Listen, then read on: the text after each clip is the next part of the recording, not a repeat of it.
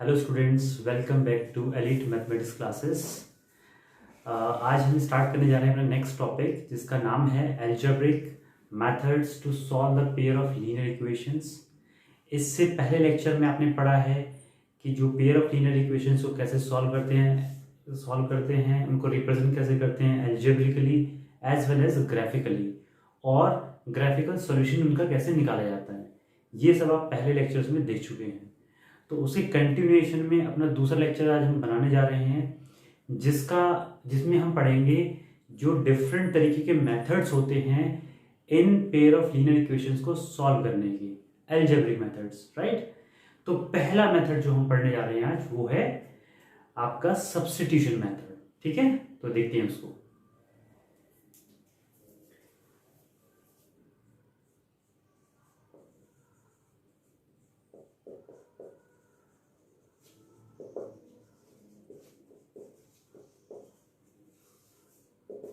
Substitution method, देखो जैसे नाम से इसको समझ में आ रहा है, सब्स्टिट्यूट करना है।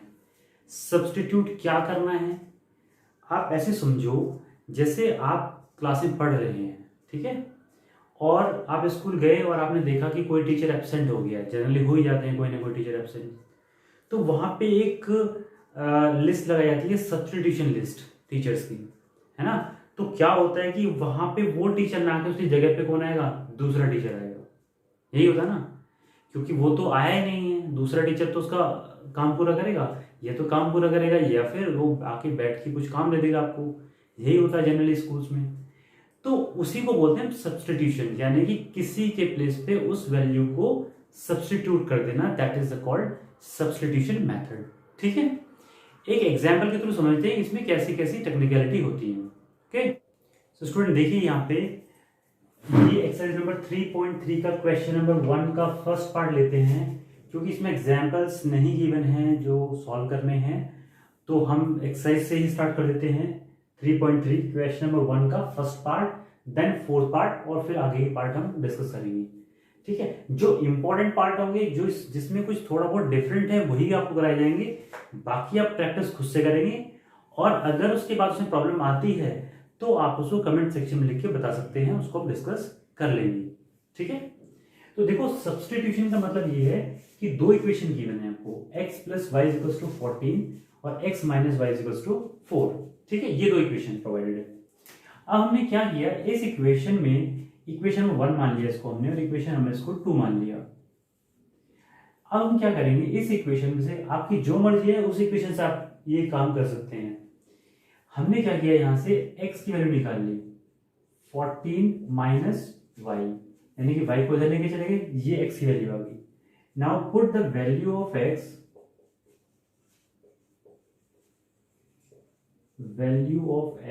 इन इक्वेशन नंबर 2। अब देखो इसमें पुट मत कर देना इसको, वापस से आपको पुट करना है दूसरी इक्वेशन में, जिससे निकाला है उससे दूसरी वाली इक्वेशन में उस वैल्यू को पुट करना है। तो x यहां पे है तो रख देते हैं। अभी हमारे पास इक्वेशन क्या है, x minus y equals to 4। तो यहां पे x की वैल्यू कितनी है, 14 minus y is equals to 4। तो 14 को इधर भेजेंगे तो कितना बचा, माइनस के 2y is equals to 4 minus 14। अब यहां पर क्या हो गया, minus 2y is equals to minus के 10। So y is equals to minus 10 upon minus के 2, that is equals to 5। So इससे क्या इंप्लाइज होता है, y इक्वल्स टू 5, यानी कि y की वैल्यू कितनी आई, 5 आ गई आपके पास। अब इसको थर्ड इक्वेशन मान लेते हैं हम।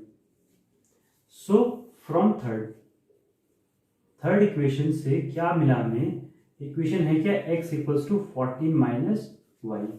तो यहां पर थर्ड इक्वेशन y की वैल्यू पुट कर देंगे, तो x इक्वल्स टू 14 माइनस 5। तो x की वैल्यू कितनी आएगी, 9।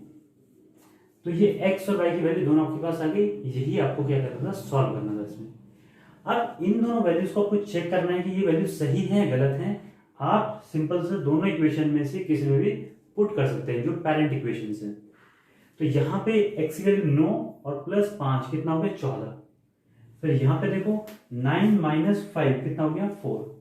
तो दोनों ही इक्वेशन क्या होगी, सेटिस्फाइड होगी, यानी कि हमारी वैल्यू बिल्कुल सही है। ओके, सो नेक्स्ट पार्ट देखते हैं, पार्ट नंबर 4। इसमें क्या है, देखो स्टूडेंट्स, आप डर जाओगे इसको देखिए पॉइंट्स आ गए, तो इसमें डरने वाली कोई बात नहीं, आप इसको ध्यान से देखिए कैसे सॉल्व करेंगे। पहले तो आप सबसे पहले आपको क्या देखना है इसमें कि हर एक वैल्यू के पहले पॉइंट है, यहाँ पे भी 3 के पहले पॉइंट है, यहाँ पे भी 3 के पहले पॉइंट है, यानी कि एक ही डेसिमल पॉइंट वैल्यू है यहाँ पे दोनों इक्वेशन में। तो बिल्कुल भी डरने की जरूरत नहीं, दो तरीके से बताएंगे आपको इसको हम। यहाँ पे देखो क्या करते हैं, जब हमें पता है जब डेसिमल हटाते हैं तो एक 10 नीचे आ जाता है, तो यहां से अगर डेसिमल हटाया हमने तो क्या आ गया, 10 आ गया नीचे। यहां से इसको हटाया तो कितना आ गया 10, इसको हटाया यहां से तो आ गया 10। बात सही है। अब देखो तो एलसीएम 10 लेंगे तो इधर से 10 का 10 पूरा कैंसिल आउट हो जाएगा, तो इक्वेशन क्या बनी हमारी ये 2x plus 3y is equal to 30। Equation number 1 बनी है, ठीक है। सेकेंड इक्वेशन, अब देखो आपने समझ लिया ना कैसे ये इसको हटाया हमने। अब इसमें और कुछ करने की जरूरत नहीं है, आपको सिंपल देखना है यहाँ पे कि हर एक वैल्यू के पहले पॉइंट है, एक वैल्यू के पहले पॉइंट है, तो आप डायरेक्टली इनको रिमूव कर सकते हैं, यानी कि इस इक्वेशन को आप डायरेक्टली लिख सकते हैं कितना 4x plus 5y is equal to 23। Equation number second direct आप लिख सकते हैं इसको। ये अंडरस्टूड है कि यहाँ पे 10 हमने लेकर के इसको कैंसिल आउट कर लिया है, ठीक है। अब देखो यहां से हम निकाल लेते हैं वैल्यू, कहीं से भी निकाल लो जहां से मर्जी है आपको, तो यहां से निकालिए 4x is equal to 23 minus 5y और x equal to 23 minus 5y upon 4। Equation number third. देखो स्टूडेंट्स, यहाँ पे जरूरी नहीं है आपको x की वैल्यू ही निकालनी है, आप y की वैल्यू भी कैलकुलेट कर सकते हो यहाँ से। मतलब x तो हम निकाल लिया हमने, लेकिन यहाँ पे आप y को भी इधर रख करके x को इधर भेज के वो भी काम आप कर सकते हो। आप इस वैल्यू को फर्स्ट में पुट कर देते हैं, put the value of third in equation number first में, ठीक है। तो फर्स्ट इक्वेशन क्या है 2 इंटू एक्स। अब x की वैल्यू तो इतनी बड़ी सी वैल्यू है, तो 23 माइनस 5y अपॉन 4 ये वैल्यू है x की, plus 3y is equal to 13, ठीक है। अब देखो क्या कर देंगे हम, यहां से 2 टाइम्स कैंसिल आउट हो गए, अब इसका एलसीएम भी ले सकते हैं, यानी कि जो इक्वेशन बनी हमारे पास में ये बनी 23 minus 5y upon 2 plus 3y is equal to 13। यहां से एलसीएम लेंगे हम, तो एलसीएम लेंगे कितना आएगा 23 minus 5y plus 6y upon 2 is equal to 13। अब ये देखो यहां पर इस 2 को इधर भेज देंगे हम, तो ये आएगा 23। अब देखो माइनस 5y प्लस 6y यानी कि प्लस y बचेगा इज इक्वल टू 13 इंटू 2 26। यहां से y की वैल्यू कितनी आई 26 माइनस 23, सो y की वैल्यू कितनी आई 3, ठीक है। ये बात समझ में आई आपको।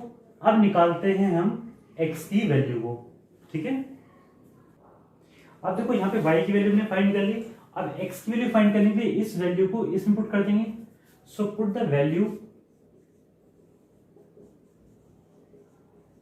Put the value of y in equation number third.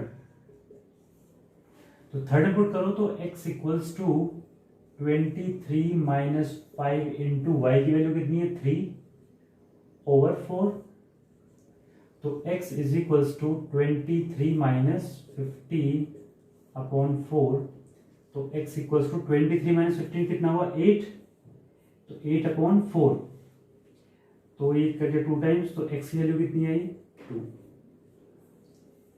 तो x की वैल्यू 2 और y की वैल्यू 3, आपका क्या होगा ये आंसर होगा। तो देख रहे हो आप कितना आसान है इनको सॉल्व करना। अब हम नेक्स्ट क्वेश्चन नेक्स्ट पार्ट में डिस्कस करते हैं इसको, जो इसका नेक्स्ट पार्ट है। नेक्स्ट पार्ट डिस्कस करते हैं पार्ट नंबर 5। अब ये जो अंडर रूट देख करके बच्चे बहुत सारे डर जाते हैं, लेकिन आपको बता दें सबसे आसान क्वेश्चन यही होते हैं। और अगर आपको डर लग रहा है तो आप ध्यान रखिए कि आपके बेसिक कॉन्सेप्ट्स क्लियर नहीं हैं, तो उनको क्लियर करने के लिए आपको बाकी लेक्चर्स को देखना पड़ेगा। तो उसमें कोई टेंशन वाली बात नहीं है, कभी भी कोई क्वेश्चन आता है उससे घबराओ मत, उसका कॉन्सेप्ट देखो कि कहाँ आपका कॉन्सेप्ट मिसिंग है।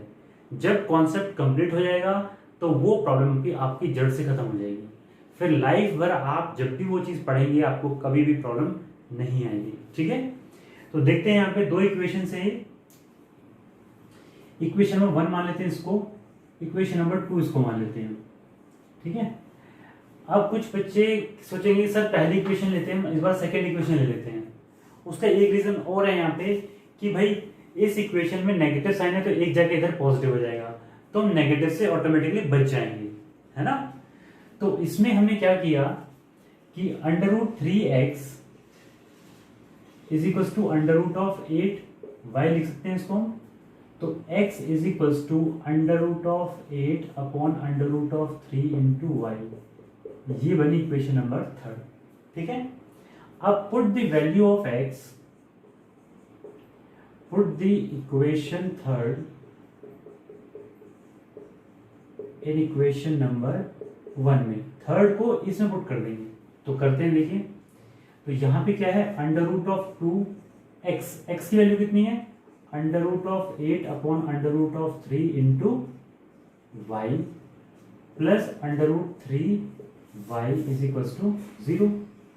अब देखो स्टूडेंट यहां पर ये जो y है दोनों में ही है, प्रेजेंट है, तो हम √y को y को हम कॉमन ले लेते हैं।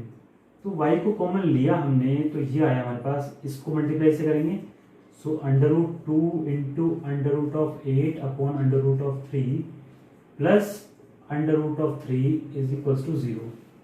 अब देखो यहां पर ये y इंटू दिस है पूरी वैल्यू, इसको सॉल्व करने की जरूरत नहीं है आपको, क्योंकि ये जो मल्टीप्लाई में डिवाइड हो जाएगी, तो ये y is equal to 0 upon √2 into √8 upon √3 plus √3 ऐसे आ जाएगी। तो जब किसी भी जीरो को किसी भी नंबर से डिवाइड करते हैं तो उसकी वैल्यू कितनी आती है 0, तो y की वैल्यू कितनी है यहाँ पे 0। अब इस वैल्यू को कहां पुट करेंगे, इक्वेशन नंबर 1 में। So from equation number third में पुट करेंगे इसको, तो x equals to √8 upon √3 into 0, so x की वैल्यू भी कितनी आ गई 0। तो यहां पे देखा आपने कि दोनों की वैल्यू क्या आ रही है 0 0 आ रही है ना। ठीक है, नेक्स्ट मूव करते हैं क्वेश्चन नंबर 6 पार्ट पे। तो 6 पार्ट में हम आपको सिर्फ छोटा सा एक हिंट देंगे, बाकी क्वेश्चन आप उसको कंप्लीट खुद से करेंगे। ऐसा ही पार्ट नंबर 2 भी है, सेकंड पार्ट। तो इन क्वेश्चंस में क्या है, ये स्टैंडर्ड फॉर्म में नहीं है, तो पहले इनको हमें किस में कन्वर्ट करना पड़ेगा, स्टैंडर्ड फॉर्म में। क्या होती है standard form, a1x plus b1y plus c1 equals to 0, है ना। तो उसमें कन्वर्ट करने के लिए क्या करेंगे, यहाँ पे देखो अगर इसकी बात करें तो एलसीएम लेंगे यहाँ पे हम, तो एलसीएम कितना आएगा भाई, एलसीएम आएगा आपका यहाँ पे 6, तो यहाँ पे कितना आएगा 9x माइनस यहाँ पे 10y is equals to minus के 2, और ये कितना है 9x minus 10y is equals to minus के 12। ये इक्वेशन नंबर 1 बनेगी आपकी। ठीक है, ऐसे ही इक्वेशन नंबर 2 में लेंगे तो कितना आएगा भाई 6 आएगा एलसीएम, तो यहाँ पे आएगा 2x, यहाँ पे आएगा 3y is equals to 13 upon 6।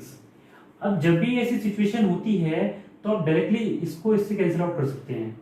अगर आप देखिए तो ये 6 इधर जाके मल्टीप्लाई में आएगा और मल्टीप्लाई फिर से यहाँ पे कैंसिल आउट हो जाएगा, तो 2x plus 3y equals to 13, ये इक्वेशन नंबर 2 आ गई। तो अब वही इक्वेशन बन गई जो स्टैंडर्ड इक्वेशन हमारे इस फॉर्म में है, जैसे हमने प्रीवियस पार्ट्स में सॉल्व किया है।